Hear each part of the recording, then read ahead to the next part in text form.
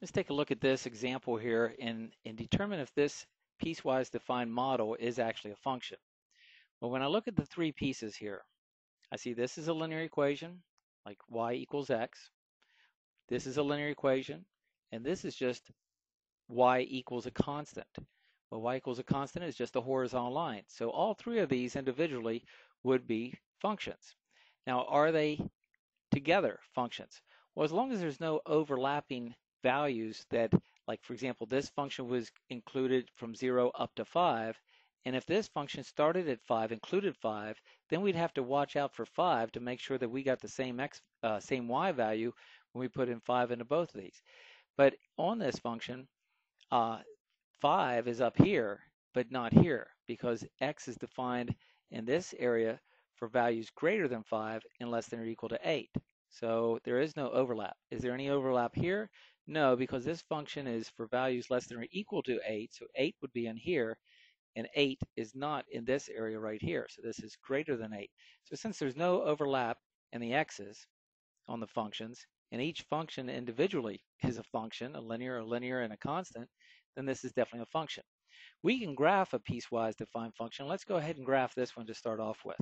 The sheet that I would use is the sheet called AnyGraph on the Excel sheet, and we'll just graph these piece by piece. So let's graph, first of all, the function y equals x, and we'll graph that from 0 to 5. So I'll go to that sheet, AnyGraph, and right here, I'll just type in equals x, because that was that function to start off with. It was just equals x, and I can go down here and scroll down a little bit to get the graph, and I want to graph that on that range that it says on the problem, and on the problem it says to graph it from this domain, I should say, from 0 to 5. So that's already done, from 0 to 5. Let's take a look and make sure. Yep, 0 to 5. So there's that part of the graph. Now let's go over here and put in our second part of the function, and the second part of that function is this right here, 0.5x plus 3. So let's type that in, 0.5x plus 3. So we'll type in equals 0.5, we have to say times x. I think it was plus 3. Hit enter, and then scroll down and click here to get graph. And we're on this second graph area here. And I think we're supposed to graph this from 5 to 8. Let's just double check it. Yep, from 5 to 8. Now, I know 5 isn't included on this, but I want to see it from 5 to 8, or I could go 5.1 if you wanted to there. And then the last function is just y equals 7, and that gets graphed from 8 to 13. So let's do that a second. Let's scroll over where we can see the third graph, and that's both my graphs together. From 8 to 13, I just want to graph the equation 7. So I just type in equals 7, and I would click here to get the graph, and make sure my start and end goes from 8 to 13. Now if I move over, I can see all three of my graphs at once, and for any vertical line, it only hits the graph in one spot. This is my graph of my piecewise defined function. Okay, now what we're going to do is move down to example 6, where it's changed just a bit. See here, there's no overlap. 5 is defined in here, 8 is defined in here, and then on higher is here. Now let's take a look at example 6 farther down. Now example 6a here gives you the same equations here, but I want you to notice something. There's an overlap here. X is defined at 8 in this middle function, and it's also defined here. So we have to make sure that if we substitute in 8 into this middle one and 8 into this one, we get the same value. Well, if we substitute 8 in for x in the bottom, there is no x, so no matter what you substitute in, you get 7. So we substitute 8 in here, you get 7. Okay. If we substitute 8 in here, we get 8 times 0.5 is 4, and 4 plus 3 is 7. So this is a function. Now if we want to graph it, what we need to do is, well, we already did on the last example, we graphed each piece of this, and now we're just saying that there would be a overlap, that they actually are going clear out. And if we take a look at that, let's take a look at that graph. We're saying right here, do they hit at the same point? Yep, they do. So therefore, this is a function since they're defined here at the same point. Okay, let's take a look at 6b. On 6b, there's two overlaps, at 5 and also at 8. Well, we already checked 8. These are the same functions here, and we checked 8 in, and we got 7 here and 7 here. Let's check 5. If I substitute 5 into here, I get x is 5. Okay, if I substitute 5 into here, 5 times 0.5 is 2.5, and 2.5 plus 3 is 5.5. So this would not be a function. So that's important to realize. Yeah, it really is not a function. So let's take a look at the graph of this. And what's going on here is nothing really changes except right here at 5, you can see that there's two values at 5.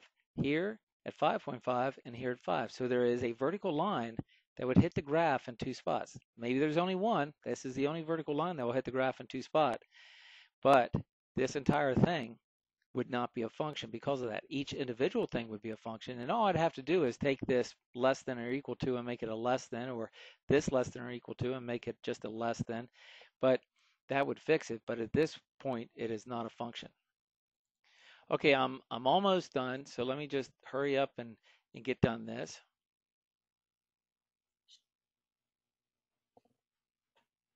And this is my example 7 here, and it says a equals x squared for x values going from 0 to 5, negative 3x squared plus 100 for x values going from 5 to 7, and 7x minus 100 from 7 to 13. Let's graph it and check to see if this thing is a function. And like I said, I'll go as fast as I can. Okay, I'm hurrying. Okay, here we go.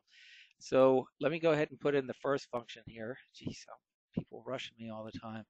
So let me go over here. Let me shrink this up here a little bit so I can type this in as I go. So I'm on the any graph sheet is the sheet I'm on. If you can't tell where I am on the any graph. Okay, have patience here. So I'm going to type in this first function, which is just x squared. So let me do that. Right here I'll type in equals x squared, hit enter. Let me scroll down and click the get the graph, and I want to graph this for x values going from 0 to 5. Okay, got it. Let's go over here.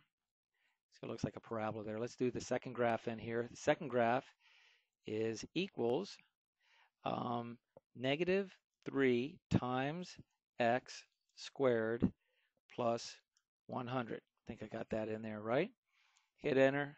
Let's scroll down and click the button here. There it is. And this is graphed from 5 to 7. Okay, let's do that. 5 to 7. And what does that graph look like? Well, that's a bit of a parabola going down there. And then our third graph, let's move on over here. There's both your graphs together. And let's put in a third graph. And that equation is right here. So I'll type in equals 7 times x minus 100. Hit enter. And let's click the old button here to get the graph.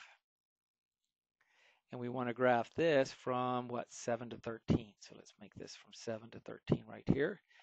And now let's take a good look at this thing and see what's going on. There's my third graph, and now here's all my graphs together right here. And if I look at this, there's no problem here. They hit at the same point. Down here, it looks like a problem. So I would say if they both start and end at 7, they are not functions. So let's see. Yep, this one ended at 7 and this one started at 7, so these two are not functions. Now we could check by just plugging in numbers. If we plug in 7 in here and work it out, 7 squared is 49 times negative 3 plus 100. Well, I think that gives you something like negative 40, well, I think it has it worked out down here, negative 47. And then if we plug in 7 in here, that's 7 times 7 is 49 minus 100, which is negative 51. So one gives you negative 47, the other one gives you negative 51. So they're not equal. You have two different values for that one spot. Too bad it wasn't like this one. At the 5, you got the same value. When you plug 5 in for x, you got 25. And when you plugged 5 in down there, you got 25. So you did get the same value for that one, but not right there. So those are not the same value. So, you know, you can't. Oh, okay. Well, anyway, I got to stop. Okay, so that's it with functions.